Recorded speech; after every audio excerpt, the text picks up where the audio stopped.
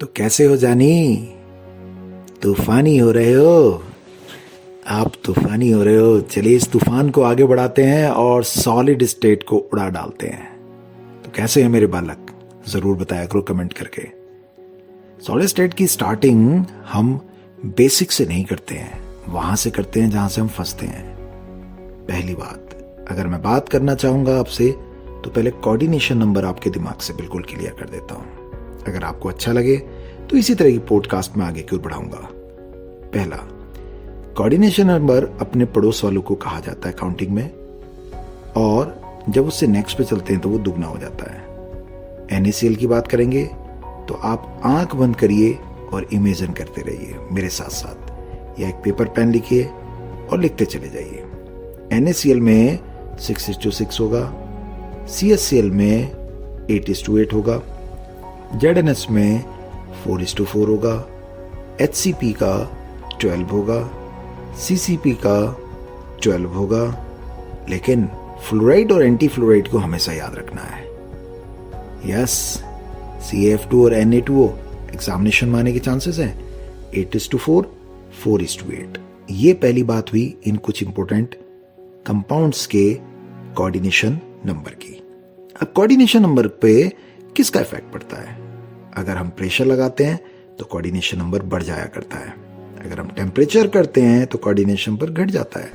जैसे CaCl 8:8 है, को NaCl में 6:6 में बदलना है तो हमें टेम्परेचर को बढ़ाना पड़ेगा। अब इससे नेक्स्ट की तरफ हम आ जाते हैं। वो एक बहुत इंपॉर्टेंट बात है कोऑर्डिनेशन नंबर की। जब हम चार्ज बढ़ा देते हैं तो हमारा कोऑर्डिनेशन नंबर डाउन हो जाता है। जैसे Zn++ S- है, 4:4 है, ये ध्यान रखिएगा। और अगर किसी का नंबर ज्यादा हो जाता है तो भी कोऑर्डिनेशन नंबर बदल जाता है। जैसे CaF2, तो F2 का नंबर ज्यादा है तो उसके पड़ोसी कम होंगे, मतलब उसका कोऑर्डिनेशन नंबर कम होगा, वो होता है 8:4। तो ये हमारे पास में कोऑर्डिनेशन नंबर से रिलेटेड कुछ ऐसी बातें हैं जो आपको कभी भी नहीं भूलनी है। और क्या याद रखना? रेडियस रेशियो और उसके साथ कोऑर्डिनेशन नंबर।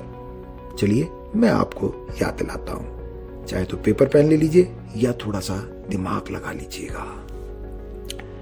R+/R- की वैल्यू अगर 0.155 से कम है तो कोऑर्डिनेशन नंबर 2 होगा, लीनियर शेप होगी। अगर R+/R- की वैल्यू 0.155 से ज्यादा लेकिन 0.225 से कम है तो ये 3 होगा।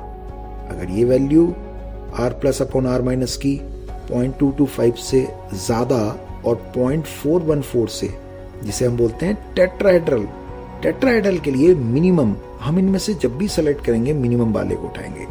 0.225 - 0.414 की अगर होगी टेट्राहेड्रल कहेंगे, कोऑर्डिनेशन नंबर 4 होगा।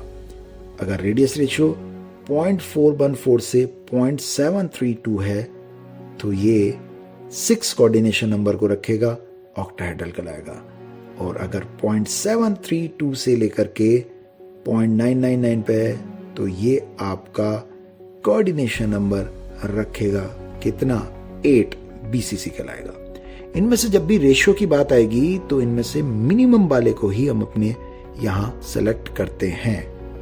जैसे 0.225 अगर है तो टेट्रा है, 0.414 है तो वो आपका ऑक्टा है, अगर वो 0.732 है तो वो BCC है।